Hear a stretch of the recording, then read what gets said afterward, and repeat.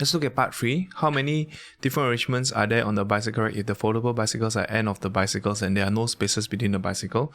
So part 3, we're going to draw out 10 empty spaces first. So we have got 1, 2, 3, 4, 5, 6, 7, 8, 9, 10. And that will be how many bicycles we have? We have got 3, 1 plus 2. So we have got 6, right? 6 bicycles here. 6 bicycles. So 6 bicycles, they are supposed to be together. So this case here, I'm going to draw it out. 6 bicycles, 2, 4, 6 here. And this is foldable bike, foldable bike. This is foldable bike. This is foldable bike.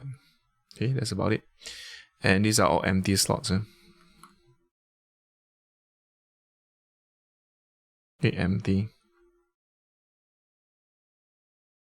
Okay, so this case here, empty slots, just do it like that. And this is obviously 4 factorial in the middle, right? 4, calculate 4. And foldable bike at both ends here, this would be multiplied by 2 factorial. So the number of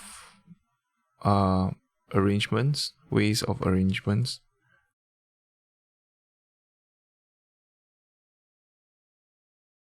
okay, will be the outer layer, which is 1, 2, 3, 4, 5. Okay, the outer entities will be 5 factorial, and will just be 5 factorial. There are 4 identical empty slots there.